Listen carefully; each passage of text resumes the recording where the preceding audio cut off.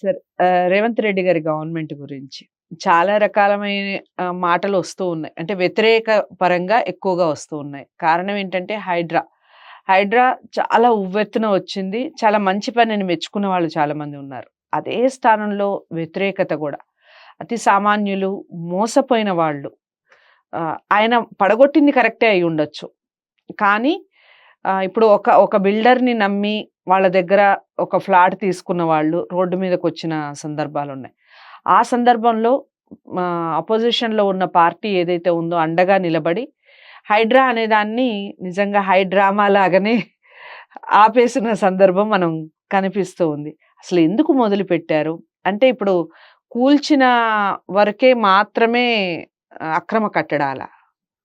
అది ఏ రకంగా చూడాలి? ఇప్పుడు వాళ్ళు కొన్ని కట్టడాల్ని కూల్చివేశారు. ఇంకెక్కడ మన రాష్ట్రంలో అక్రమ కట్టడాలే లేవా? ఎందుకు హైడ్రాని ఆపడం జరిగింది?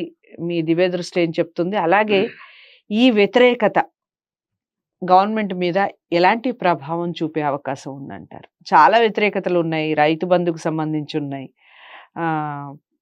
ఫ్రీ బస్సుల గురించి సంబంధించి ఉన్నాయి. ఇలా చాలా వ్యతిరేకతలు, ఇచ్చిన హామీలు కరెక్ట్‌గా నిలబెట్టలేదు అనే టాపిక్ నడుస్తూ ఉంది రాష్ట్రంలో.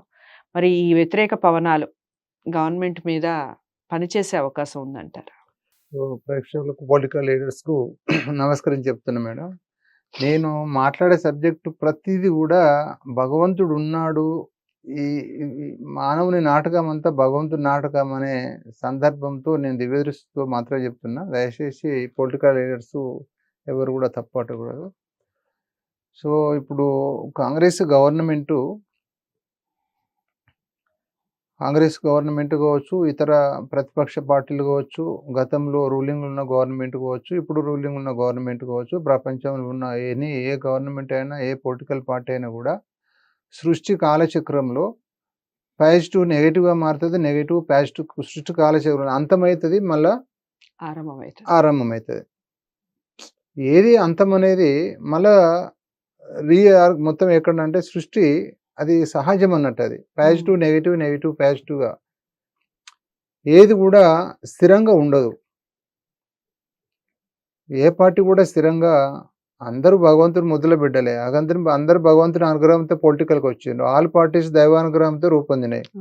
సో ఏది కూడా స్థిరంగా సుదీర్ఘంగా వాళ్ళు ఎంత మంచి పనులు చేయని అది ఓటమి అనేది సహజం మేడం. సో ఇప్పుడు ఈ హైడ్రా అనేది అంటున్నారు, మానవుని దృష్టిలో ఆ దారి మంచిది అనుకొని ప్రయాణించిండ్రు. సో ఆ దారి బాగలేదని వెనుకకు వచ్చే ప్రమాదం ఉంది. ఇప్పుడు ప్రజెంట్ ఆ దారి బాగలేదు అని మళ్ళీ మంచి దారిలో పోదామని వెనుకకు వచ్చే అవకాశాలు ఎక్కువ ఉన్నాయి. సో అది కంటిన్యూ కాకపోవచ్చని నేను భావిస్తున్నా. సో ఇంకొకటి ఏంటంటే, భగవంతుడు రూపొందించిన కర్మలు మానవుడు అమలు చేస్తాడని నా దివ్య దృష్టితో చెప్తున్నా. ఇప్పుడు కాంగ్రెస్ గవర్నమెంట్ చేసే ప్రతి పని కూడా అది దైవానుగ్రహంగా నేను భావిస్తున్నా. ఇప్పుడు మానవుని నిత్య జీవితంలో చెడు మంచి, మంచి చెడు, సృష్టి కాలచక్రంలో ఏది స్థిరం కాదు. అది ఎవరితో చేపియాలి? భగవంతుడు ఏదో ఒక వ్యక్తి రూపంగా చేపియాలి. ఇప్పుడు ఒక వ్యక్తి మంచోడు, ప్రజల దృష్టిలో మంచోడు కావాలంటే ఇంకో మంచి వ్యక్తి ద్వారా చెడు చేపియాలి భగవంతుడు. ఇప్పుడు జరుగుతున్న నాటకం అది. ఓకే. సో మొత్తానికి ఇప్పుడు భగవంతుడు 100% ఉన్నాడు మేడం. ఇప్పుడు కాంగ్రెస్ గవర్నమెంట్ ప్రస్తుత పరిస్థితుల్లో వాళ్ళకి సమయం బాగుంది, దిద్దుకునే సమయం బాగుంది. ప్రస్తుత పరిస్థితుల్లో తాము రాసిన ఎగ్జామ్ పేపర్ తామే దిద్దుకొని 100 మార్కులు సాధించడం అని తనకు తానే వాటికి వాళ్ళే ఫీల్ అవుతా ఉన్నారు. ఇప్పుడు ఒక స్టూడెంట్ రాసిన ఎగ్జామ్ పేపరు గురువు దిద్ది మార్కులు వేయాలి తప్ప, స్టూడెంటే ఎగ్జామ్ పేపర్ క్వశ్చన్ పేపర్ తయారు చేసుకొని తానే రాసుకొని తానే దిద్దుకొని 100 మార్కులు నేను పాస్ అయినా అనుకునే పరిస్థితులు ఇప్పుడు కాంగ్రెస్ గవర్నమెంట్లో ఉన్నాయి. రైట్. సో ఫ్యూచర్లో మరి ఎలా ఉండబోతుంది భవిష్యత్తులో? నేను ఏమంటున్నా, ఇప్పుడు అది ఏ మార్గం మంచిది అన్నది వాళ్ళకు సంపూర్ణ సమయం ఇచ్చిండు. ప్రతిదీ కూడా దైవానుగ్రహాన్ని భావిస్తున్నా. వాళ్ళు గెలుపు కూడా దైవానుగ్రహం నేను విష్ణుమూర్తి అని చెప్పడం జరిగింది. వాళ్ళు అది ఏ మార్గం మంచిది, ఏ మార్గం చెడ్డది అన్నది కూడా వాళ్ళు అనలైజ్ చేసుకొని మంచి మార్గంలో పోతారని ఆ దైవానుగ్రహంతో నేను భావిస్తున్నా మేడం. ఏది స్థిరం కాదు. ప్రతి పని కూడా, ప్రతి కర్మ కూడా ఆ భగవంతుడు చేపిచ్చే ఇప్పుడు ఎగ్జాంపుల్‌గా ఒక స్టూడెంట్ చేస్తున్నాడు ప్రాజెక్టు అంటే, ఆ గురువు బోధనతోనే స్టూడెంట్ చేస్తాడు. హ్మ్. హ్మ్. నా దివ్యదృష్టి ప్రకారంగా ఒక పొలిటికల్ లీడరు ఒక కార్యక్రమం చేస్తున్నాడంటే, ఆ దైవానుగ్రహంతోనే చేస్తాడు.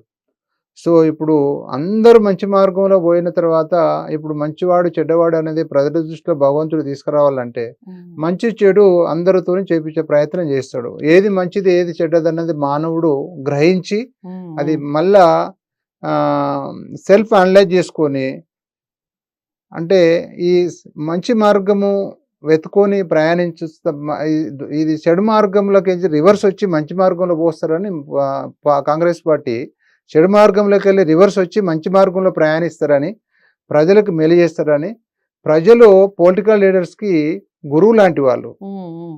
వీళ్ళు శిశువు స్థానం వీళ్ళది. హ్మ్. వీళ్ళు వీళ్ళు చేసే వీళ్ళు చేసే పనులకు మార్కులు ప్రజలేస్తారు. ప్రజల ద్వారా మార్కులు పొంది సంపూర్ణంగా 100 మార్కులు ఇప్పటి నుంచే సాధిస్తే, భవిష్యత్తులో మళ్ళీ అదే పార్టీ గెలుస్తుంది. తాము దిద్దుకున్న పేపర్ తానే మార్కులేసుకొని ప్రజలతో సంబంధం లేదని వాళ్ళకి వాళ్ళే చేస్తే మాత్రం భవిష్యత్తులో మళ్ళా ఘోరంగా ఓటమి తప్పదు. వ్యతిరేకత వచ్చే అవకాశం. వ్యతిరేకత వచ్చే ప్రమాదం ఉంది. వాళ్ళకు ఇంకా సమయం బాగా ఉంది కాబట్టి, హ్మ్. సో హ్మ్. ఇప్పుడు నేను ఈ అనలైజ్ ప్రకారంగా ప్రజల్లో ఇప్పుడు మీరు గాకుండా గతంలో ఇప్పుడు మనం ఏ చరిత్రలో లేని ప్రతి మానవుడు గూడా, నేను యాక్చువల్‌గా ఇది వ్యక్తిగతంగా అనట్లేదు. నేను నా దృష్టిలో అందరూ సమానం. హ్మ్. అందరూ భగవంతుని బిడ్డలు. ఎవ్వరిపై కోపంతో నేను అనట్లేదు. హ్మ్. నేను హ్మ్. ప్రేమతోని చెప్తున్నా.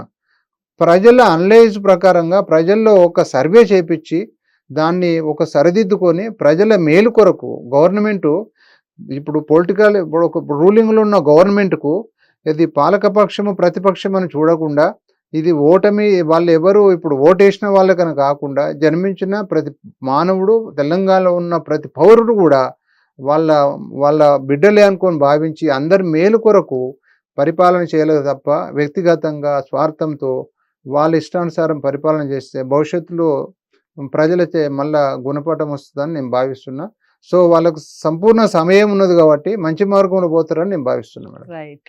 సో, అదండి కాంగ్రెస్ పరిస్థితి. వ్యతిరేకత ఉన్నప్పటికీ దాన్ని సరిదిద్దుకునే సమయం కూడా ఉంది. దాన్ని సరిదిద్దుకొని ఖచ్చితంగా మంచి పనులు చేస్తూ ప్రజలకి దగ్గరగా ఉంటే 100% మెప్పు పొందే అవకాశం ఉంటుంది. అలా కాదు అని ఇప్పుడు సార్ చెప్పినటువంటి ఎనాలిసిస్ ప్రకారంగా వాళ్ళే పరీక్ష రాసి, ఆ పరీక్షని వాళ్ళే దిద్దుకొని, వాళ్ళకి వాళ్ళే 100 మార్కులేసుకుంటే ఈ గవర్నమెంటే కాదు, ఏ గవర్నమెంట్ అయినా పడిపోయే అవకాశం ఉంటుంది. మరొకరికి అవకాశం వచ్చే ఛాన్స్ ఉంటుంది. సో, ఏదేమైనప్పటికీ ఫ్యూచర్ ఎలా ఉంటుంది అనేది కాలమే సమాధానం చెప్తుంది. వీడియోని లైక్ చేసి షేర్ చేయండి. ఛానెల్‌ని సబ్స్క్రైబ్ చేసుకోండి. మరో మంచి వీడియోతో మళ్ళీ మీ ముందుకొస్తాను. నమస్తే.